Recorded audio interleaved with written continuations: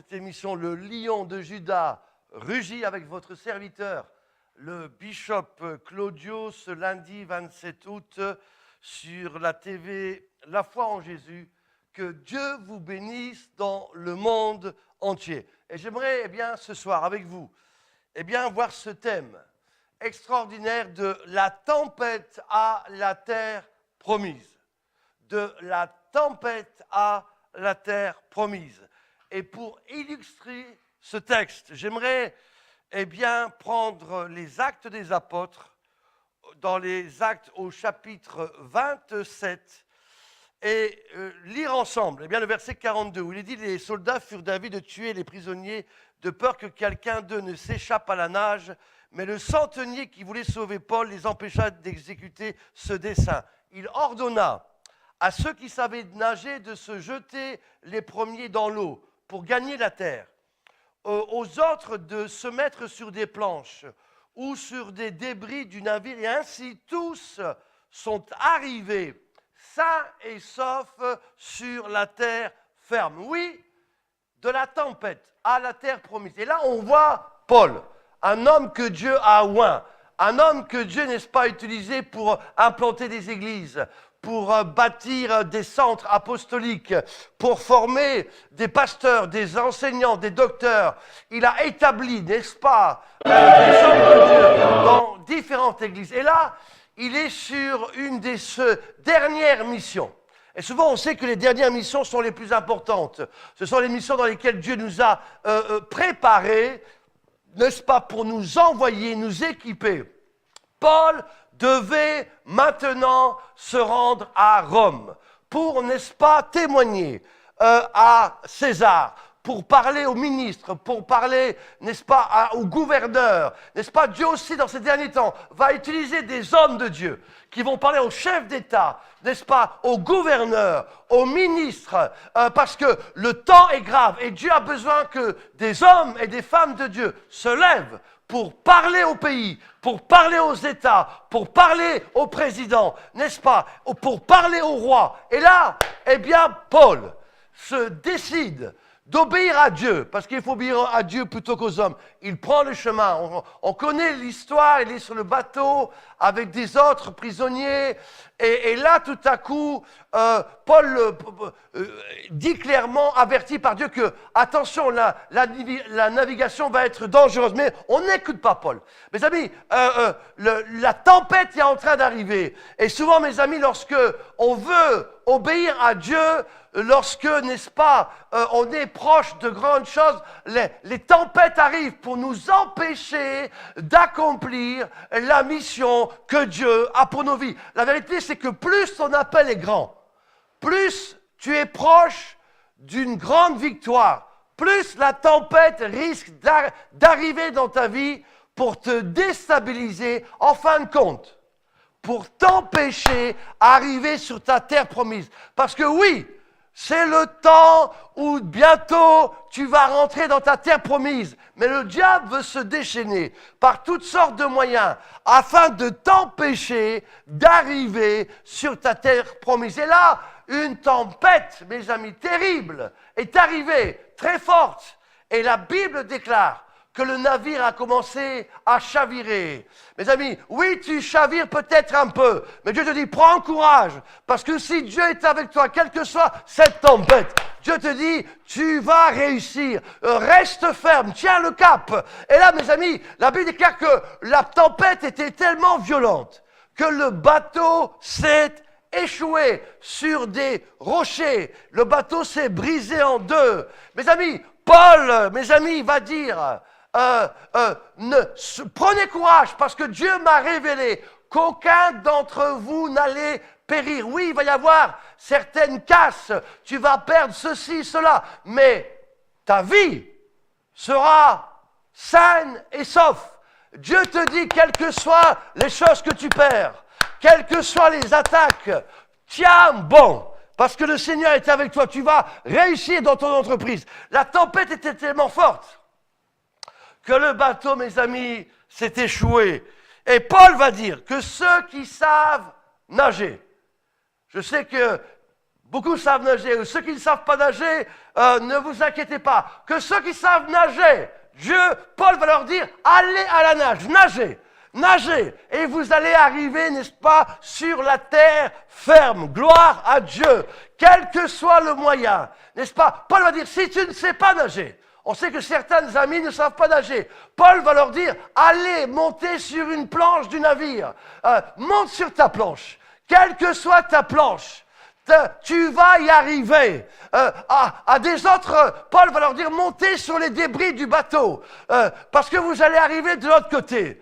Quelles que soient les tempêtes, vous qui regardez cette émission dans le monde entier, quel que soit ce qui s'est passé, Dieu te dit, va nage de l'autre côté, tu vas y arriver. Si tu ne sais pas nager, j'ai une planche pour toi. Mon ami, cette planche peut être, n'est-ce pas, quelqu'un qui prie pour toi. Cette planche peut être quelqu'un qui va te soutenir financièrement. Cette planche peut être quelqu'un, mes amis, qui, sans que tu le connaisses, va arriver, n'est-ce pas, pour t'aider à surmonter ton épreuve, qu'il va t'épauler, qu'il va lever les bras comme Aaron et Hur ont levé les bras de Moïse parce qu'il était fatigué. Une planche arrive pour toi, quelle que soit ta tempête. Vous qui regardez cette émission dans le monde entier, oui, Dieu sait, tu as passé par des problèmes, tu as passé par des difficultés, tu es sur le point de couler.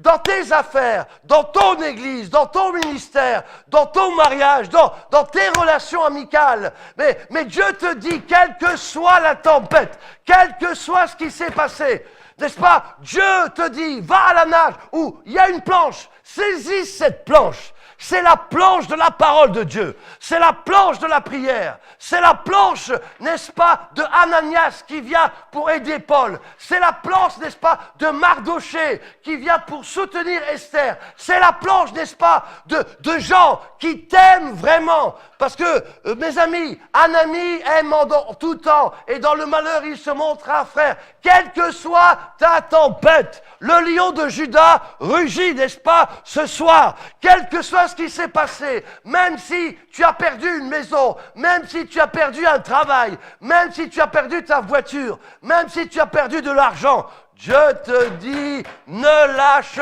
pas, parce que tu vas bientôt arriver sur ta terre promise.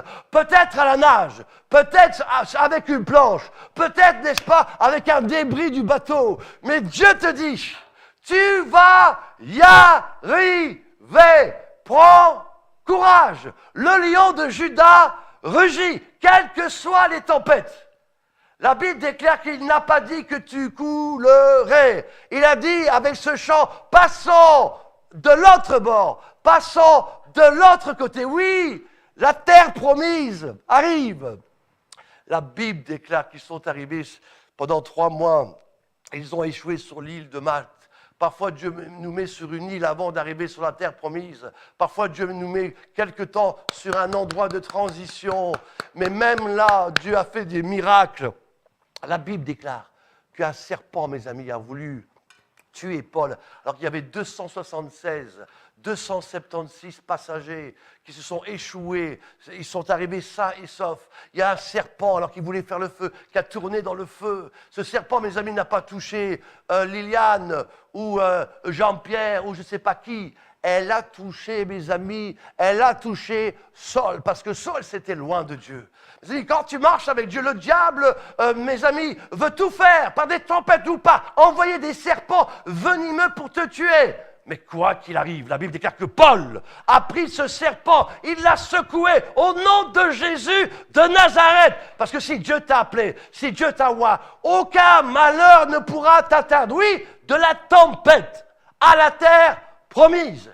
Et Paul, mes amis, Paul est arrivé à Rome pour accomplir cette dernière mission de parler aux autorités, de parler au roi, de parler au président, de parler, n'est-ce pas, à l'empereur, quelle que soit la chose. Si Dieu t'a appelé, quelles que soient les tempêtes, je vous annonce que vous allez bientôt rentrer dans votre destinée. Mes amis, vous allez rentrer bientôt dans ce que Dieu a pour vous. On va bientôt fêter Rosh Hashanah, du 9 au 11 septembre 2018. Nouvelle année, nouvelle saison. Tu vas rentrer dans ta destinée. Oui, de la tempête à la terre promise. Paul, n'est-ce pas, a vécu cette tempête, mais il est arrivé dans sa terre promise. Deuxièmement, on se rencontre dans Marc au chapitre 4, verset 35, que Jésus va dire aux disciples, après avoir enseigné, passons de l'autre côté du lac. Et là aussi, alors que les disciples sont montés dans la barque, là où était Jésus, d'abord, rassure-toi que Jésus est bien dans ta barque. Sinon, au lieu d'être dans l'arche de Noé, tu seras dans le Titanic, et le Titanic a coulé. Et là, la Bible déclare qu'ils sont partis avec le Seigneur, mais une tempête est arrivée. Mes amis, parfois, Dieu permet des tempêtes. Il permet des tempêtes pour nous former. Parce que les disciples avaient entendu la parole. Mais Dieu voulait, par Jésus-Christ, que ses disciples comprennent que la puissance est dans le nom de Jésus. Qu'il faut qu'ils augmentent la foi. Mes amis, la tempête est arrivée. Ils avaient peur. Oh Dieu, secours-nous, nous allons couler. Jésus, s'étant réveillé, va leur dire, hommes de peu de foi, pourquoi avez-vous douté? Et Jésus, menaçant le vent, il menaça la tempête. Il menaça et tout devint calme. Mes amis, quelle que soit la tempête, parfois Dieu permet des tempêtes. Prends autorité. Au nom de Jésus, quand tempête, calme-toi. Vent, stop. Et tu vas arriver sur ta terre promise. Prends courage, mon frère, ma sœur. Parce que dans cette tempête-là, mes amis, que Pierre a vécu, mes amis, il a dû comprendre qu'il y a des tempêtes où Dieu lui demande de prendre autorité. Au nom de Jésus, arrête. Arrière de moi, Satan, au nom de Jésus, esprit de Jézabel, pars! Au nom de Jésus, esprit de division, pars! Au nom de Jésus, toute malédiction que le diable a voulu mettre sur moi, go!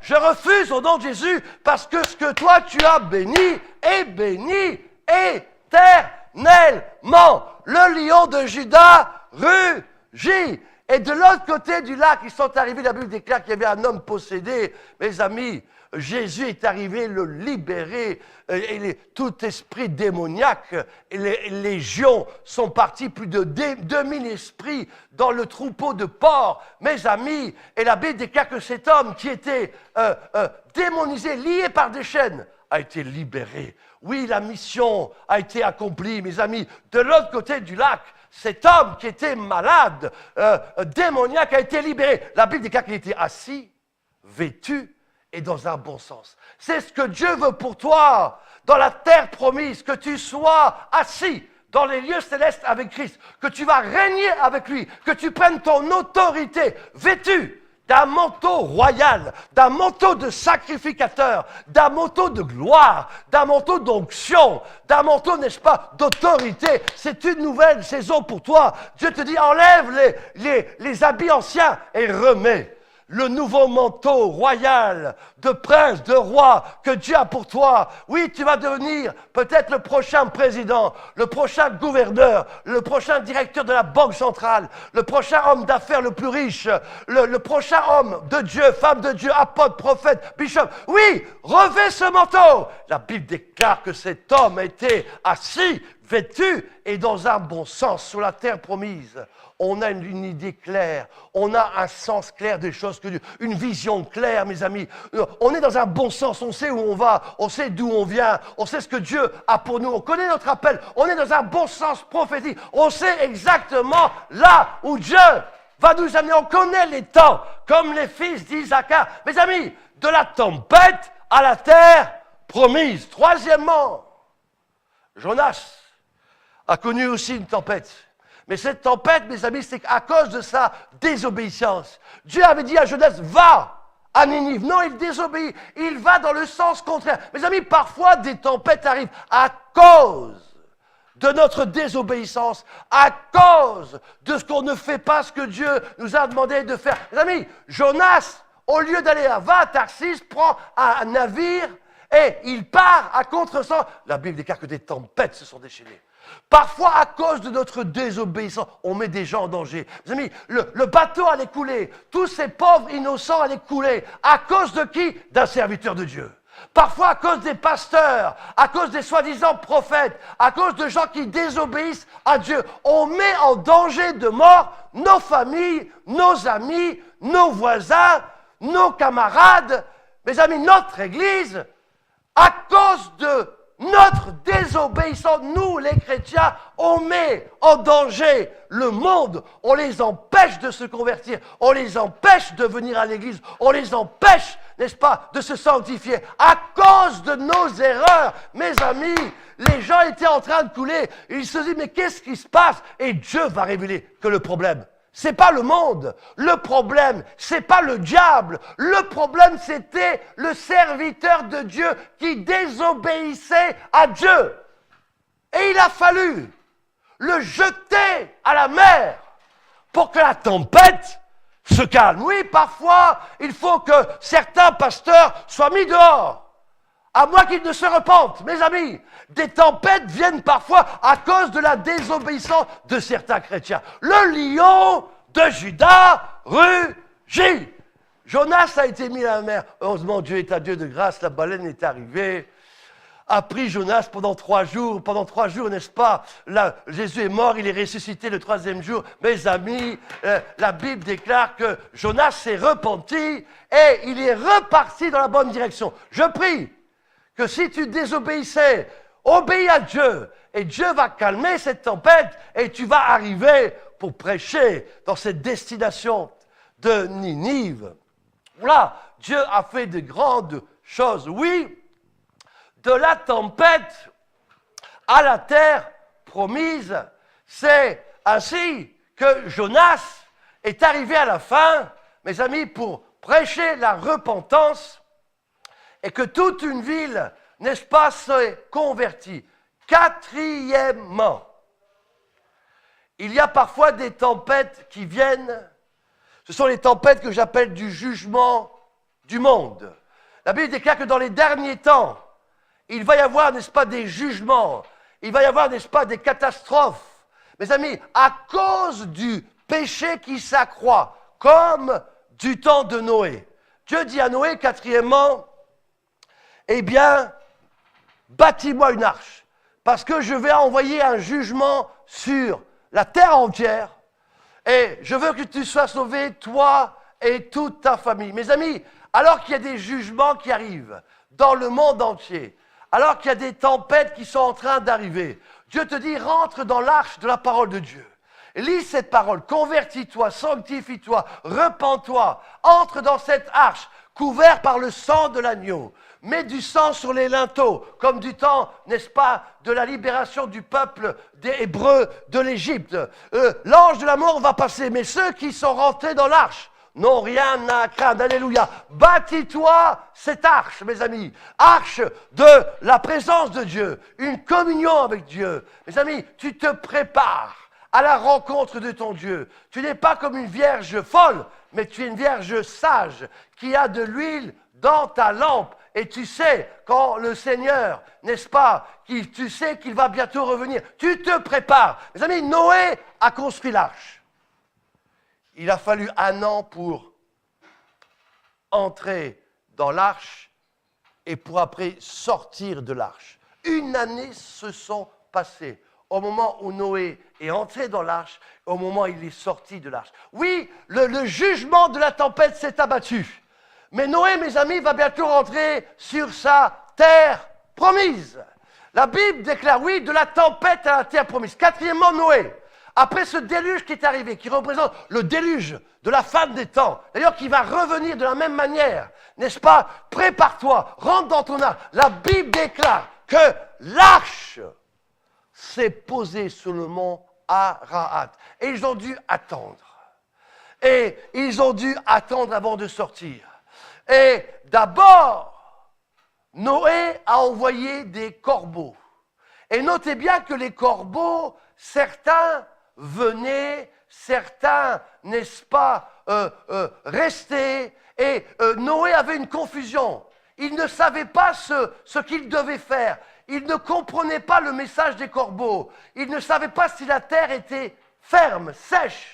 Mes amis, attention, après la tempête, souvent, le diable va vous envoyer des corbeaux pour vous mettre dans la confusion, pour vous mettre dans la distraction. Parce que, mes amis, si la terre n'est pas sèche, alors tu es en danger. Parce que même si la tempête est arrêtée, Vous qui regardez cette émission dans le monde entier, Dieu te parle. Là où tu te trouves, n'est-ce pas, à Bruxelles, à New York, à Kinshasa, n'est-ce pas, en Australie, Dieu te parle. Même si ta tempête est terminée, n'est-ce pas, reste calme. Attends que Dieu te parle. N'écoute pas les corbeaux. Mes amis, les corbeaux voulaient que Noé sorte avant l'heure. Les corbeaux voulaient que Noé, mes amis, sorte de l'arche et commence à marcher. Mes amis, à ce moment-là, la terre n'était pas encore sèche. À ce moment-là, Noé et sa famille se seraient enfoncés, noyés et auraient suffoqué. Ils seraient morts parce qu'ils auraient écouté les corbeaux. Mes amis, quand tu es proche de ta bénédiction, après les tempêtes, n'agis pas tout de suite. Attends que tout se calme. Attends que la terre devienne ferme. Attends le signe de Dieu pour sortir. Attends le signe de Dieu pour signer tel contrat, pour faire telle affaire, pour évangéliser, pour démarrer telle église. Mes amis, les corbeaux sont arrivés pour induire en erreur, mes amis, l'homme de Dieu. Mes amis, à chaque fois, remarquez ceci.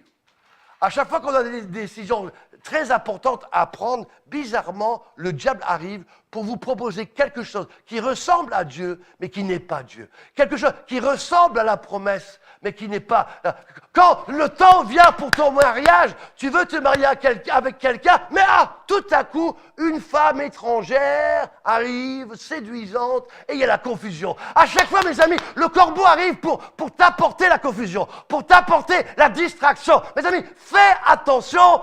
Mes amis, lorsque Abraham, mes amis, reçoit la révélation de Dieu. La Bible déclare que Dieu lui dit, fais un sacrifice.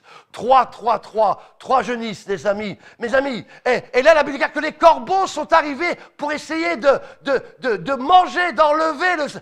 Abraham a chassé les corbeaux. Au nom de Jésus, quels que soient les corbeaux qui viennent pour t'induire en erreur dans ta vie, dans ton couple, dans ton ministère, dans tes affaires, dans ton... Chasse ces corbeaux. La Bible déclare, mes amis, que Noé a attendu. Au lieu d'envoyer les corbeaux et d'écouter les corbeaux, il a dit non, voilà la colombe. Il a dit la colombe représente le Saint-Esprit. La colombe représente la parole de Dieu. La colombe ne va pas te tromper. Les corbeaux peuvent te tromper. Les corbeaux peuvent te mentir. Mais la colombe du Saint-Esprit, mes amis, il est l'ami fidèle et tendre. Il est celui, il a dit, suivez-moi, je vais vous conseiller. Je vais vous donner, n'est-ce pas, les choses qu'il faut faire. Mes amis, Noé a pris la colombe, il a lancé la colombe. La Bible déclare que la colombe est partie et elle est revenue. La colombe donne des choses exactes à Noé. Noé comprend qu'il faut attendre un peu encore avant de sortir l'arche. Noé comprend que ce n'est pas encore le moment. Donc il attend. Les amis, attendez le moment de Dieu avant de prendre une décision importante sur votre vie, avant de rentrer dans la terre promise que Dieu a pour vous. Mes amis, de la tempête à la terre promise. Le lion de Juda rugit. Noé a lancé une seconde fois la colombe. Et cette fois-ci, cette colombe est revenue avec une branche d'olivier. Signe, mes amis, d'une vie nouvelle. Signe, l'olivier, signe d'Israël. Mes amis, signe prophétique que quelque chose de nouveau est en train de se passer. Et là, le message était clair. Dieu dit, vas-y maintenant. C'est le temps pour toi. J'ai une nouvelle terre promise pour toi. Mes amis, n'écoutons pas les corbeaux. Mes amis, de la tempête à la terre promise. Mes amis, suivez-nous sur cette émission TV La Foi en Jésus. D'abord, j'aimerais vous dire ceci. Nous sommes sur le point de rentrer dans de grandes bénédictions, de grandes choses. Lundi prochain, je parlerai, est-ce que je dois poursuivre encore à 20h. Ne loupez pas cette émission. Dois-je poursuivre encore à Samuel 30? Puis le lundi 10 septembre, je parlerai le jour de Rosh Hashanah. Rosh Hashanah du 9 au 11 septembre. Le lundi 10 septembre, sur La Foi TV en Jésus.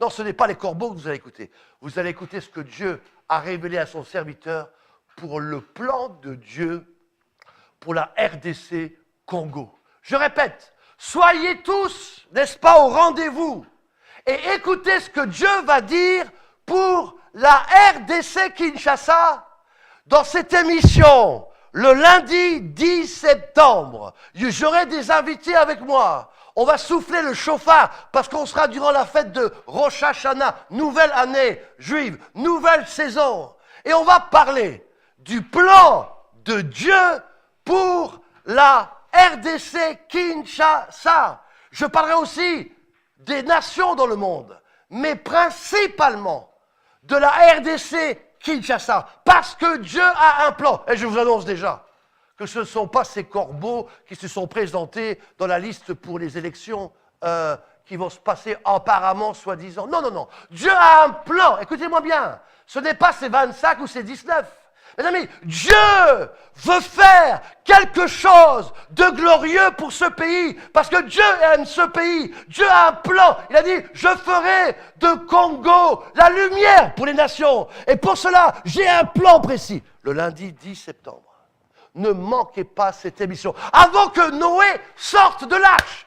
Mes amis, vous êtes sur TV La Foi en Jésus. Touchchannel.org. Le bishop Claudio vous parle dans le monde entier. Mes amis, avant de sortir, écoute ce que le Saint-Esprit veut dire. Noé a dû attendre.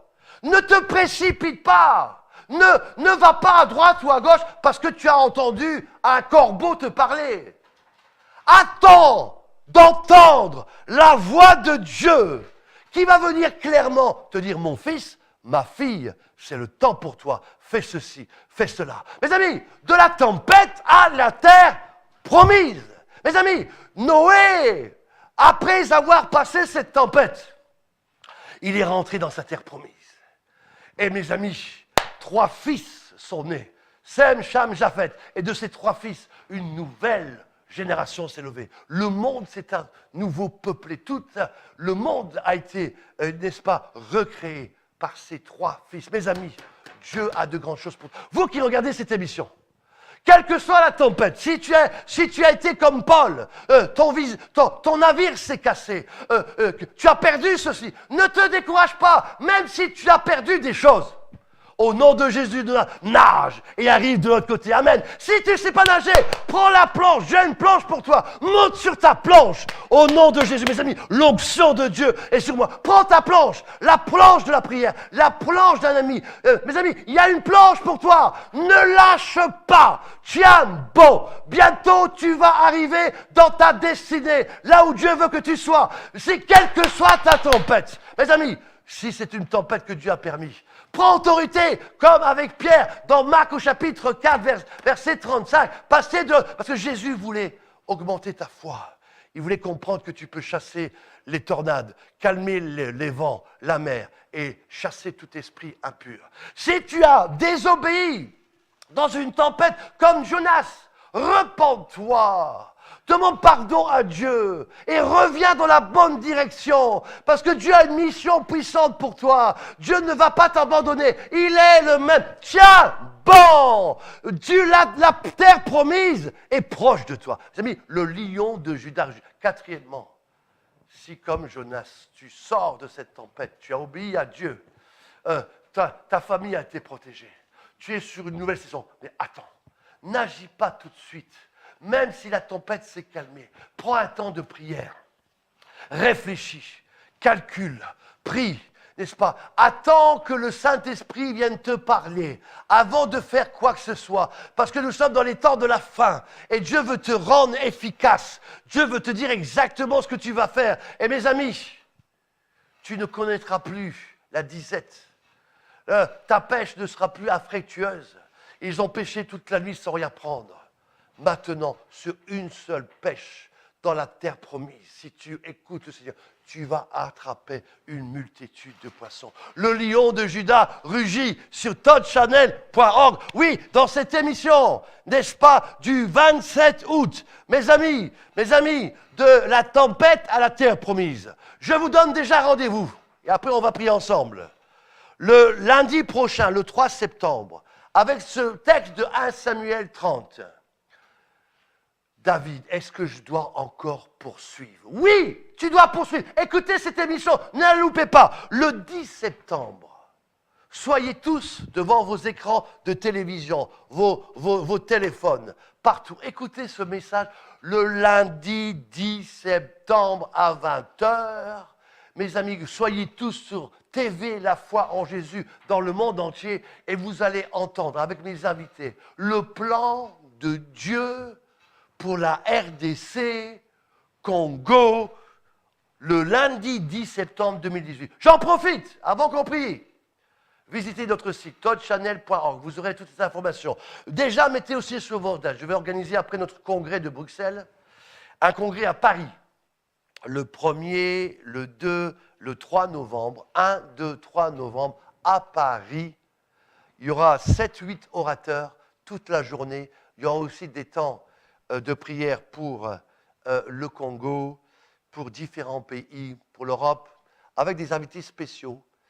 Et une grande surprise par rapport au Congo. Déjà, 1, 2, 3 novembre. Je répète, 1, 2, 3 novembre, congrès à Paris. Toutes nos infos sur notre site, toddchannel.org. Le Bishop Claudio est là pour vous servir, il vous aime. On va prier ensemble pour terminer cette première émission. Seigneur, merci pour ta grâce. Merci parce que tu es avec nous, quelles que soient nos tempêtes, quel que soit ce qui s'est passé. Seigneur, tu as dit, Seigneur, de tenir bon, Seigneur. Merci parce que, Seigneur, on va arriver sain et sauf. Paul est arrivé sain et sauf. Paul, n'est-ce pas, n'a pas lâché prise. Même si le bateau s'est échoué, même s'il a fallu aller à la nage, même s'ils sont partis sur une île, il a accompli, mes amis, sa mission. Sa mission, c'était de parler à l'empereur, parler au roi. Mes amis, il y a des gens qui regardent cette émission. Tu as un grand appel sur toi. Ton ministère est grand. Ce que tu dois faire est grand. Mais ne laisse pas la tempête te décourager. Ne laisse pas les attaques te décourager. Quel que soit, prends courage. Continue d'avancer. Parce que Dieu va te bénir d'une manière extraordinaire. Le lion de Juda rugit. Il y a des gens ici qui regardent cette émission. Dieu est en train de vous toucher. Si tu es malade, au nom de Jésus, je brise cette maladie. Que la guérison vienne. Si tu ne connais pas encore Jésus, là où tu te trouves, que Jésus te sauve. Repens-toi. Accepte Jésus dans ta vie, c'est le seul sauveur, le seul Seigneur. Si, n'est-ce pas, tu as passé des troubles. Jésus vient, il te prend dans ses bras, n'est-ce pas? Il t'amène de l'autre côté. Oui, mes amis, ce qu'il a commencé dans ta vie, il va l'achever. Il est fidèle, il est juste, il ne t'abandonnera jamais. Que Dieu vous bénisse dans le monde entier. Je vous salue, je vous aime. À lundi prochain. Shalom. Bishop Claudio. Amen.